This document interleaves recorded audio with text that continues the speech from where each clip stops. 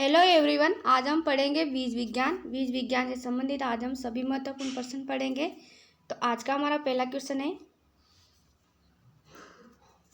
विज्ञान जिसके अंतर्गत बीज उत्पादन तकनीक का अध्ययन करते हैं वह विज्ञान कौन सा है जिसके अंतर्गत बीज उत्पादन तकनीक का अध्ययन किया जाता है? निमेटोलॉजी, लिम्नोलॉजी, फिजियोलॉजी या सीड प्रोडक्शन टेक्नोलॉजी।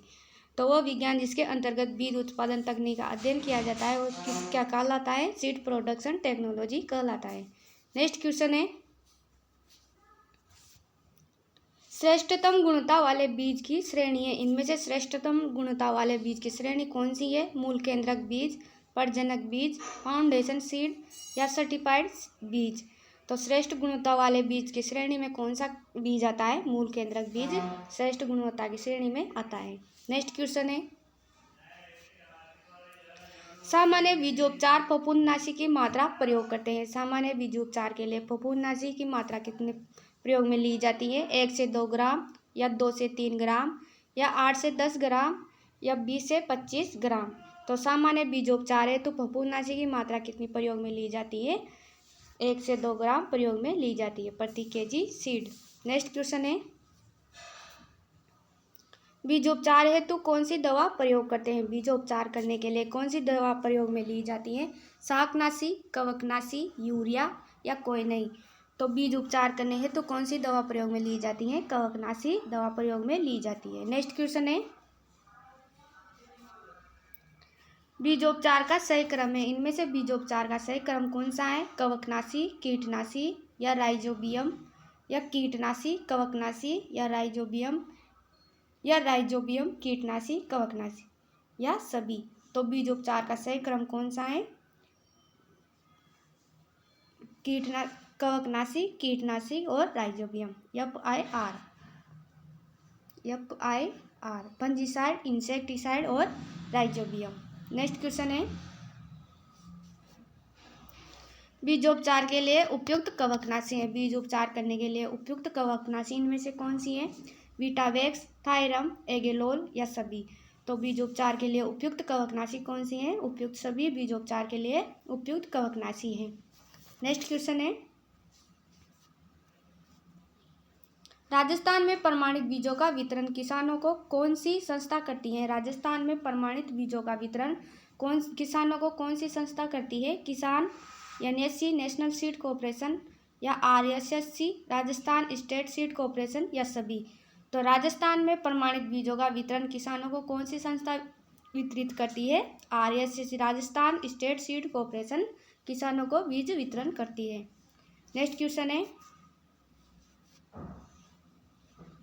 विश्व में प्रथम बीज परीक्षण प्रयोगशाला वैज्ञानिक F9 द्वारा किस देश से स्थापित की गई है? भारत, जर्मनी, अमेरिका या कनाडा। तो विश्व में प्रथम बीज परीक्षण प्रयोगशाला वैज्ञानिक F9 द्वारा किस देश में स्थापित की गई है? जर्मनी, जो 1869 में विकसित की गई थी। नेक्स्ट क्वेश्चन है, खुरचना में प्रयुक्त होता है। बीज की सुसुप्ता अवस्था तोड़ने के लिए खुरचना विधि प्रयोग में ली जाती है। उसका रसायन कौन सा है? H2SO4, पोटेशियम नाइट्रेट, थायरम या A और B दोनों। तो खुरचना के लिए प्रयुक्त रसायन कौन सा प्रयोग में लिया जाता है? H2SO4 और पोटेशियम नाइट्रेट दोनों रसायन खुरचना के लिए बीज की सुसुप्ता अवस्था दूर करने के लिए प्रयोग में ली जाती है। तो राइट आंसर है A और B दोनों। नेक्स्ट क्वेश्चन है, यांत्रिक अथवा रासायनिक विधि से बीजों की सुसुप्तावस्था तोड़ने को क्या कहते हैं? यांत्रिक और रासायनिक विधि से बीजों की सुसुप्तावस्था को तोड़ने को क्या कहा जाता है? भ्रूण परिवर्धन, स्तरण, खुरचना या कोई नहीं। तो यांत्रिक अथवा रासायनिक विधि से बीजों की सुसुप्तावस्था तोड़ने को क्या कहा जाता है? खुरचना कहा जाता है, जिसको H2SO4 और पोटेशियम नाइट्रेट नामक रसायन द्वारा प्रयोग में लिया जाता है। नेक्स्ट क्वेश्चन है, ब्रोडो मिश्रण क्या है? ब्रोडो मिश्रण एक क्या है? वायरस रोधी, ताम्रयुक्त कवकनाशी, खरपतवारनाशी या कोई नहीं। तो ब्रोडो मिश्रण क्या है? एक ताम्रयुक्त कवकनाशी ब्रोडो मिश्रण है, जिसको मिलार्डेट ब्रोडो द्वारा विकसित किया गया था। मिलार्डेट ब्रोडो द्वारा विकसित किया गया था। नेक्स्ट क्वेश्चन है, रासायनिक विधि से बीज की सुसुप्तता दूर करने के लिए प्रयुक्त रसायन है। रासायनिक विधि से बीजों की सुसुप्त अवस्था दूर करने के लिए प्रयुक्त रसायन इनमें से कौन सा है? गंधक का अम्ल, थायोयूरिया, पोटेशियम नाइट्रेट या सभी। तो रासायनिक विधि से बीजों की सुसुप्त अवस्था दूर करने के लिए उपयुक्त रसायन का प्रयोग किया जाता है। नेक्स्ट क्वेश्चन है, बीजोपचार हेतु कौन सा यंत्र प्रयोग किया जाता है? बीजोपचार करने के लिए कौन सा यंत्र इनमें से प्रयोग किया जाता है? डिबलर, रिपेक्टोमीटर या रोटेटरी डस्टर या सभी। तो बीज उपचार करने के लिए कौन सा यंत्र प्रयोग में लिया जाता है? रोटेटरी डस्टर प्रयोग में लिया जाता है। नेक्स्ट क्वेश्चन है, गर्म स्तरण में तापमान रखते हैं। गर्म स्तरण में तापमान कितना रखा जाता है? 10 से 15 डिग्री सेल्सियस या 20 से 25 डिग्री सेल्सियस या 40 से 50 डिग्री सेल्सियस या सभी। तो गर्म स्तरण द्वारा बीजों में अंकुरण करने के लिए कितना डिग्री सेल्सियस तापमान रखा जाता है? 40 से 50 डिग्री सेल्सियस तापमान रखा जाता है। नेक्स्ट क्वेश्चन है हमारा, डोकेज का तात्पर्य है। इनमें से डोकेज का क्या अर्थ होता है? शुद्धता परसेंट या अशुद्धता परसेंट या बीज अंकुरण प्रतिशत या टेस्ट वेट। तो डोकेज का क्या अर्थ होता है? अशुद्धता प्रतिशत। बीजों की आनुवांशिक अशुद्धता की प्रतिशतता को डोकेज कहा जाता है। नेक्स्ट क्वेश्चन है, बीज बैंक योजना का प्रारंभ वर्ष है। इनमें से बीज बैंक योजना का प्रारंभ वर्ष कौन सा है? 2000 या 2005 या 1955 या 2008। तो बीज बैंक योजना का आरंभ वर्ष कौन सा है? इनमें से 2000। नेक्स्ट क्वेश्चन है, बीजों का अंकुरण प्रतिशत प्राप्त करने हेतु सर्वाधिक उपयुक्त विधि कौन सी है? इनमें से बीजों का अंकुरण प्रतिशत प्राप्त करने हेतु सर्वाधिक अंकुरण विधि इनमें से कौन सी है? तौलिया विधि, बालू विधि, पेट्री डिश विधि या कोई नहीं। तो बीजों का अंकुरण प्रतिशत ज्ञात करने हेतु सर्वाधिक उपयुक्त विधि इनमें से कौन सी है? बालू विधि सर्वाधिक उपयुक्त विधि है। नेक्स्ट क्वेश्चन है, बीजों को सर्वाधिक पौध से पौध और कतार से कतार की दूरी निश्चित वाले यंत्र हैं। बीजों को सर्वाधिक पौधे से पौधे या कतार से कतार की दूरी निश्चित करने वाले यंत्र इनमें से कौन सा है? सीड ड्रिल यंत्र, डिबलर, देसी हल या कल्टीवेटर। तो पौधे से बीजों को सर्वाधिक पौधे से पौधे और कतार से कतार की दूरी निश्चित करने वाला यंत्र इनमें से कौन सा है? डिबलर।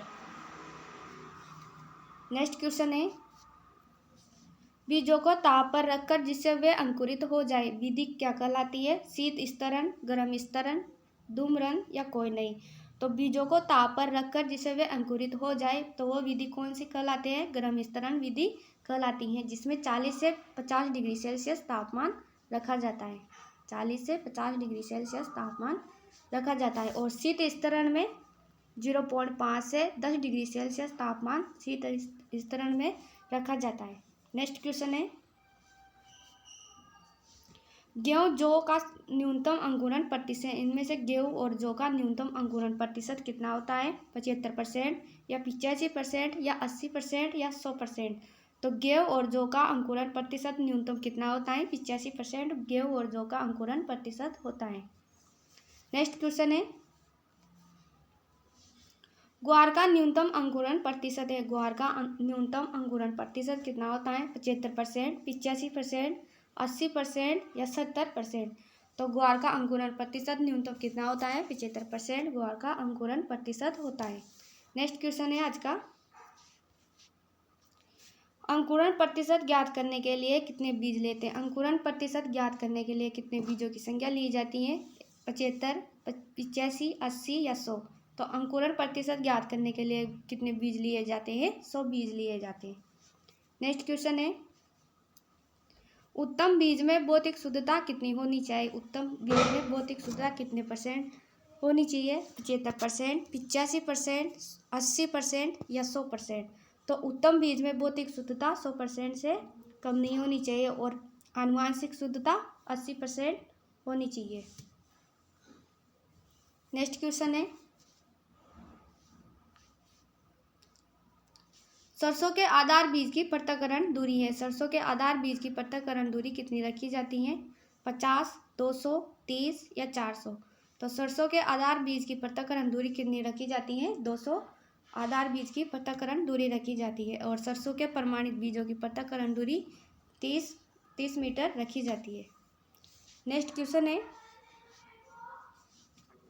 बीज की जीवन क्षमता परीक्षण ज्ञात किया जाता है। बीज की जीवन क्षमता परीक्षण किसके द्वारा ज्ञात किया जाता है? टेट्राजोलियम टेस्ट के द्वारा, पोटेशियम परमैंगनेट विधि द्वारा, या ग्रोडेक्स परीक्षण द्वारा, या इंडोकार्बाइन विधि द्वारा, या सभी। तो बीज की जीवन क्षमता परीक्षण किसके द्वारा किया जाता है? उपयुक्त सभी के द्वारा बीज की जीवन क्षमता का परीक्षण किया जाता है। नेक्स्ट क्वेश्चन है,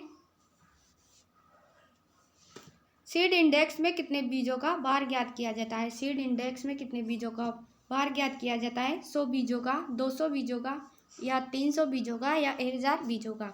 तो सीड इंडेक्स में कितने बीजों का भार ज्ञात किया जाता है? 100 बीजों का सीड इंडेक्स में भार ज्ञात किया जाता है, और टेस्ट वेट में 1000 बीजों का भार ज्ञात किया जाता है।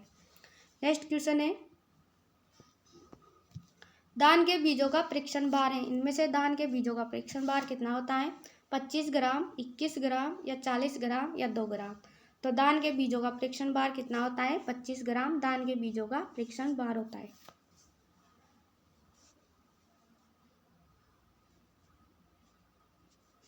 25 ग्राम। और बासमती धान का 21 ग्राम।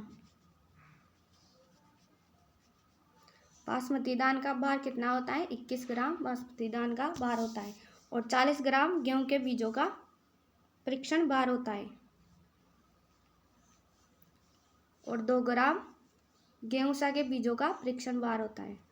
सबसे कम भार कौन सी फसल के बीजों का होता है? तंबाकू के बीजों का सबसे कम परीक्षण भार होता है 0.2%, और आलू के बीजों का परीक्षण भार 0.5% होता है। नेक्स्ट क्वेश्चन है, तीनों प्रकार की सुषुप्त अवस्था पाई जाती है। ऐसी कौन सी फसल है जिसमें तीनों प्रकार की सुषुप्त अवस्था पाई जाती है? जंगली जई, या जई में, या धान में, या गेहूं में। तो तीनों प्रकार की सुषुप्त अवस्था कौन सी फसल में पाई जाती है? जंगली जई में तीनों प्रकार की सुषुप्त अवस्था पाई जाती है। एविना पटुआ।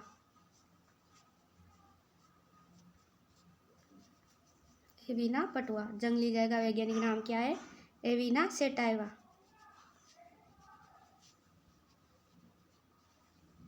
और दान का ओराइजा सेटाइवा। गेहूं का वैज्ञानिक नाम ट्रिटिकम एस्टिवम। नेक्स्ट क्वेश्चन है,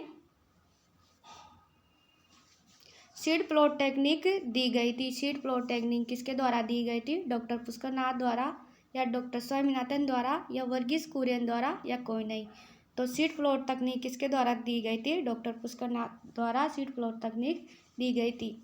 यह आलू में वायरस रोग मुक्त बीज उत्पादन करने के लिए सीड प्लॉट तकनीक डॉक्टर पुष्कर नाथ द्वारा 1967 में दी गई थी। नेक्स्ट क्वेश्चन है, ग्रो आउट परीक्षण किया जाता है। ग्रो आउट परीक्षण किसके लिए किया जाता है? आनुवांशिक शुद्धता के लिए, या आनुवांशिकता परीक्षण के लिए, भौतिक परीक्षण के लिए, या जीवन क्षमता परीक्षण के लिए, या कोई नहीं। तो ग्रो आउट परीक्षण किसके लिए किया जाता है? आनुवांशिकता परीक्षण के लिए ग्रो आउट परीक्षण किया जाता है।